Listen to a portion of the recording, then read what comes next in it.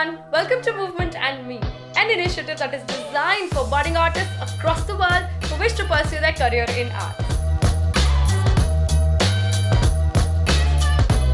I'm your host Niharika, and on this show you will hear artists talk about their lives and the choices they had to make in pursuit of arts. We will also get to use some tips and key learnings from the lives of these artists, along with a detailed discussion on their areas of interest. So quickly hop onto a journey into the world of arts along with us.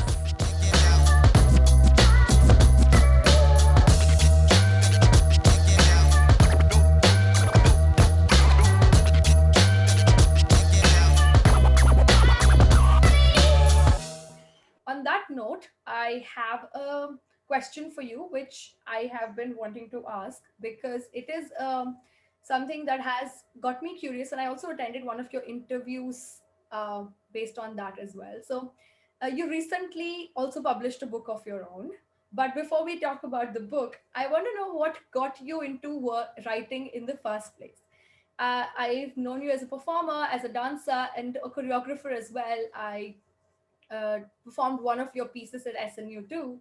So, can you tell us what got you into writing? What inspired you, and um, what do you find the most challenging when it comes to writing? Well, writing is I used to think of it as antithetical to dance. Like if you wanted to dance well, you shouldn't write and you shouldn't even talk too much. You should contain all that energy, expressive energy, contain it within yourself and express it only when you were in the dance class and allow it to come out there. I used to be very, very just not even express my opinion verbally. I used to be very, very quiet and just think that, oh, I have to dance, I'm going to dance, and I'm going to let all that expressiveness come out in the performance. But then one day I went to a workshop that Sonal Mansingh had organized, a seminar in Delhi, and Rohington Kama danced. And Rohington Kama, he doesn't dance anymore. And it's an example of how this system that doesn't encourage, that doesn't nurture and encourage talent can really just lose it completely, because the loss of a dancer like Rohington Kama is really a serious loss to the dance world. And people who haven't seen him might not even feel it. They might think, oh, well, it doesn't even matter. But he was such an incredible dancer that I went home from his performance and I wanted to write something about it. That was how it, and Shruti magazine was running in Madras at the time, and I was able to publish something. And if you read it, I mean, Shruti is all available online now. If you go and read that, you'll see that I was very angry. I was very angry and upset over the way my perception of how the dance seminar had gone, and how people, I was really fed up with dance people, like people in the dance world, just coming up and randomly talking for half an hour, 45 minutes during a seminar. Like they hadn't prepared anything. They hadn't thought about what they were going to say. They just thought because they were great dance gurus, every word that came out of their mouth was valuable and worth us sitting in the audience and listening to. So I was very angry about that and very upset. And so I went home and wrote, and I was very, very moved by Rohington's dance. So that contrast between this young dancer who really, I was so happy to have seen him, and then these dance gurus and dance people just kind of talking randomly, that contrast really struck me. so I wrote something for Shruti, and I most of what I've written has come out of this feeling of something needs to be said and nobody is saying it. And so I've written my essays for this reason. So I wrote about the essay for seminar, Young Girls Were Harmed in the Making of This Dance, because I was sick and tired of reading these academic writing about Bharatanatyam, where no word, not even one word is given to the young girls who suffered at the hands of their patrons. And in a recent conversation, I was again struck by that, is how a person can write and not even care that 9-year-old, 10-year-old, 11-year-old girls were being handed over to grown men, high caste grown men, for their sexual pleasure, and nobody cared. And I mean, nobody seems to care, and they're all concerned about Brahmins doing dance and Brahmins and Devadasi communities not being able to do dance, but nobody was expressing any anger or frustration that this was a system, an institution that allowed men to exploit young girls. And the only person who seemed to be angry about it at the time was Muthulakshmi Reddy. She came from that community. It's in the recent discussion that I heard with Devika in VR Devika in Madras. She was saying that a young girl of 13 from the Devadasi community died during pregnancy, and that's what provoked her to action. Why should a 13-year-old girl be pregnant in the first place? I mean, it's ridiculous.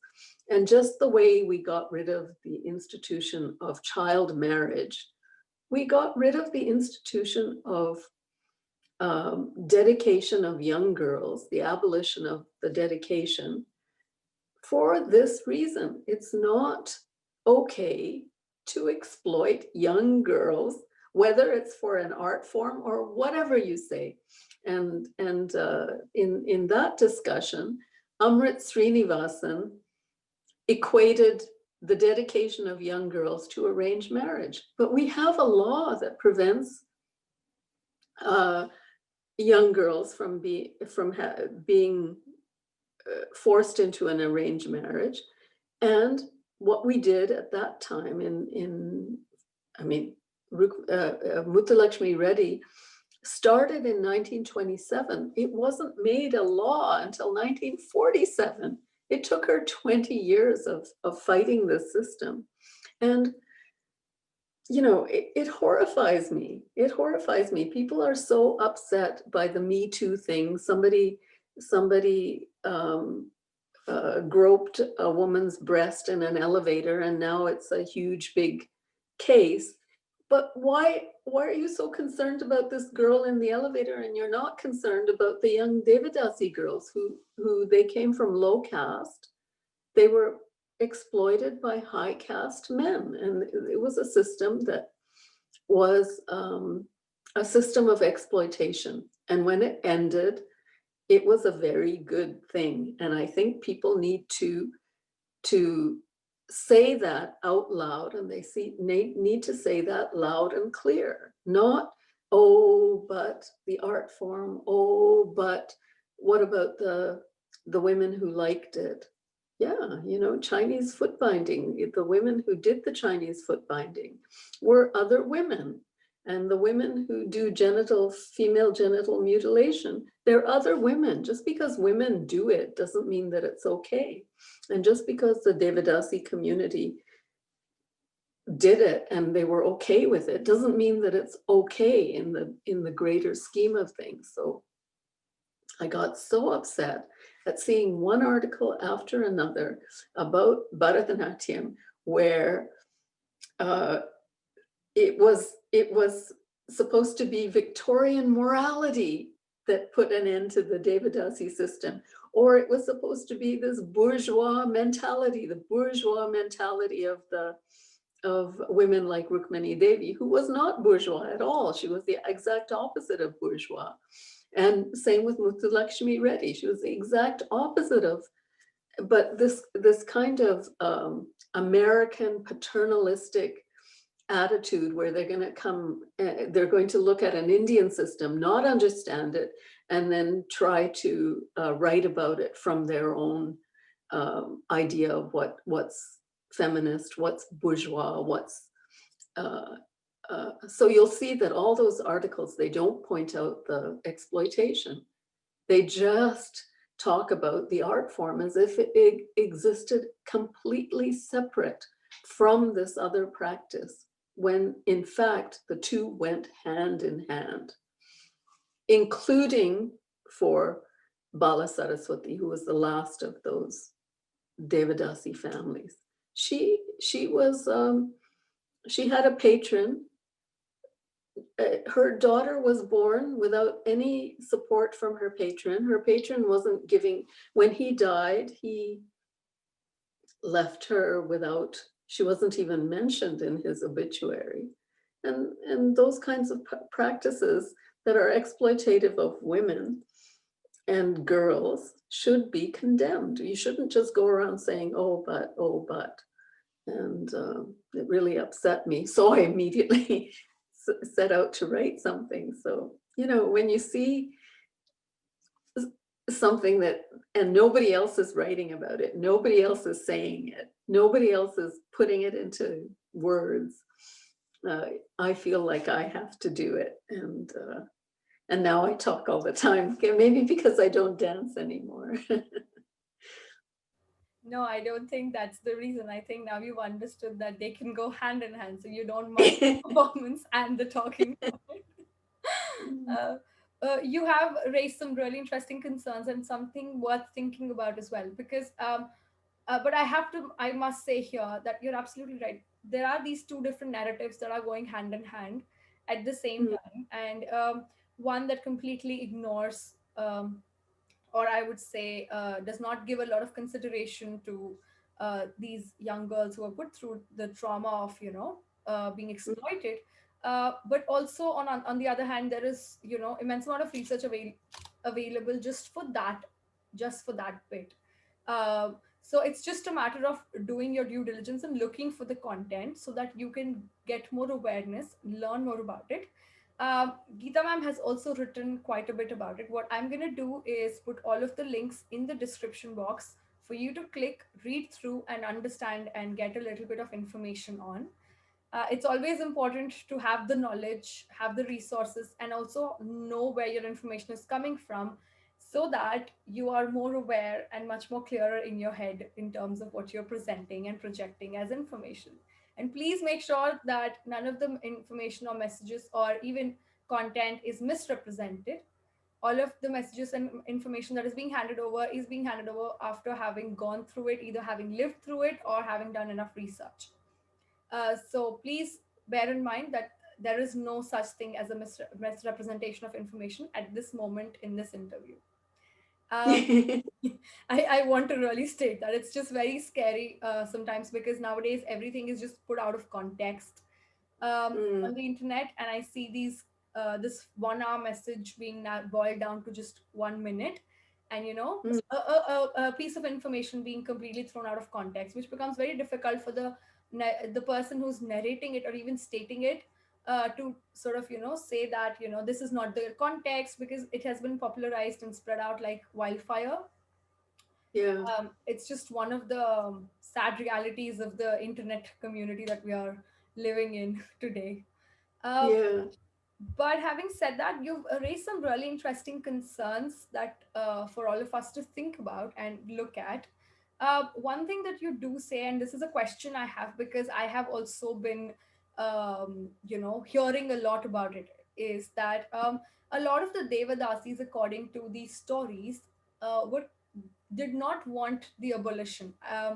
According to these like research papers, it says that the Devadasi community was thriving because of the kind of system that was set up, and the kind of respect it garnered, and the opportunities that it opened up for all of the Devadasis out there, for with the kind of system that was set up. So because you've talked about it, and because you've mentioned it, I think I would like to know a little bit about this other side that you are talking about. And if you could just tell us a little bit about um, how maybe Muthulakshmi ma'am just tried to find a way out of it, and what did she do to abolish these laws. And uh, one last question that I would like to this bit is, while of course there might have been this bit, this part of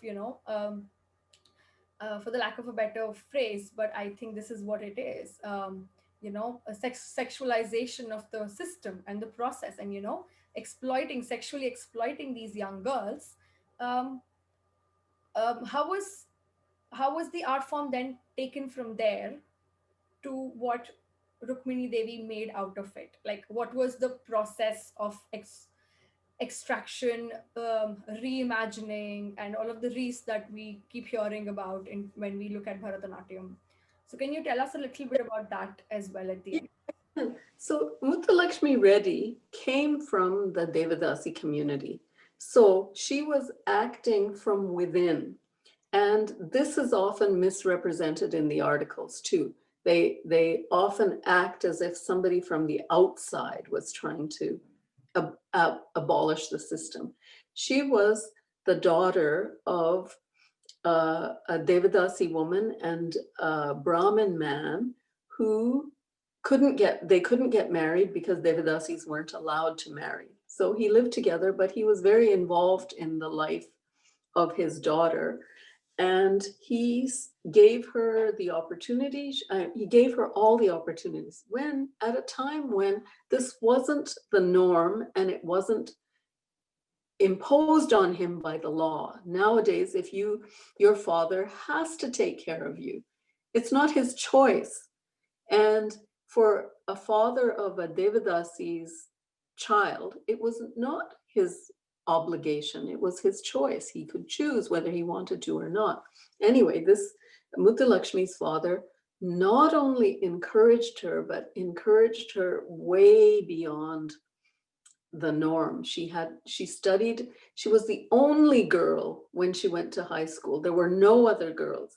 She became a medical doctor. She became a surgeon. She was very much taken by women's issues, and she saw the exploitation of young girls from the inside. She saw the young girl who died in pregnancy. She had young girls from her community come to her who were running away from they didn't want to take dedication. They were running away, and then they were facing the fact that no place would take them, because that Tamil word for Devadasi was equivalent to prostitute. That's what the two words had the same meaning. So those girls who came to her, they couldn't find any other place to stay. The hostels wouldn't admit them. The hostels were caste-based at the time. And so she started the home for them, and she started trying to get the system of dedication abolished. And it was and to think that the dance existed outside of this system is simply, it's not true. The system of dedication, because if you were to dance in public, only a Devadasi would do that. Dancing in public was only done by this community. So they danced in the temples, they danced in procession in front of the temple, but their main form of dancing was in salon settings where you had a female dancer and an audience of all men. This was the norm. And my father told me, like, my parents weren't that happy that I wanted to be a dancer. You know, it wasn't like, oh, great. They were, and my father told me that when he went to see a Devadasi performance, she did this padam, you know, Ni matale mayanura. You promised me that you're going to get me a nose pin. Where is that one that you promised? And he said that the Devadasi used to come down into the audience and then feel around in the laps of the men, as if, where's my nose pin? And it wasn't like a classical dance performance. She was like, it was like lap dancing basically, you know, because she was feeling uh, feeling around in their laps, giving them a feel, and while she was doing a performance of a padam. And my father told me about this kind of performance. And so when he thought that I'm going to be doing this dance, he wanted me to know that he wasn't very happy about it, you know, that this isn't, and so Rukmini Devi took the form and took it out of its context, that kind of salon setting where men came with the idea that not only could they see a performance, but they could have sexual relations with the dancer. That was the way that dance performances used to happen. And that salon setting with women who were sexually available has been transformed into the proscenium stage, a totally different repertoire, because now you don't have to uh, uh, appeal to the erotic dreams of the men in the audience. You can do what you want. And she created a space for that. Now, she's not the only one. I'm not saying she's the only one. Now, Kalanidhi, she was also a young Brahmin girl who danced. And but when she turned 16 and her mother couldn't find a husband for her, that's when she had to give up dancing. So it wasn't like, you know, it wasn't like it is these days. And when I went to when I left Kalakshetra and I wanted to find a house, my my father couldn't find a house for me. You know, he finally found some house in the middle of nowhere because nobody would rent a house to a girl who was a dancer. That was just equivalent, still in the 1970s, it was equivalent to being a prostitute. So people in my neighborhood thought that I was a prostitute. And men actually came to our door and banged on the door. Yes, in 1972. And I was still at Kalakshetra, but I wasn't living in the hostel anymore. And men came to the door and banged on the door and said, you know, let me in. And it wasn't, and you know, I write about that because it was like those two terms were equivalent terms. And all the women who danced, who lived and were willing to put up with that struggle, like Kalanidhi said, I mean, she never said, oh, I might have married a better man or anything. She seemed to have a very good relationship with her husband, and he was very nice. And I knew him as well. He was a lovely man. But she couldn't find a husband until she gave up dancing. And many girls at Kalakshetra, almost all of them, gave up dancing as soon as they got married. That was the norm. And the girl that Rukmini Devi created a space. Rukmini Devi, she was influential in Shantan Dhananjayan, Adair Lakshman, Professor Chandrasekhar. All these came from Kalakshetra. Right. And created spaces in Baroda, that there was a dance school in Baroda and you could take dance as a subject. That all was part of a whole movement of people recognizing that the dance and the sexual um, uh, that that imposition of a sexual role for the women had to be torn apart. They had to be separated.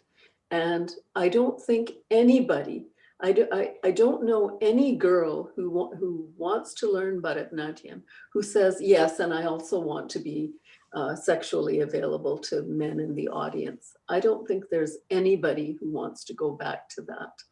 And if they all talk about going back to dedication, they're talking about going and dancing in a temple once in a while. You know, that's, yeah, maybe that would be really nice if we had dance. But the dance in the temple was a very small part of the role. She had a ritual role of dancing in the temple, but most of the dance, like what we think of as the performance aspects of it, came in the salon setting or at celebrations, public celebrations like the wedding and whatnot.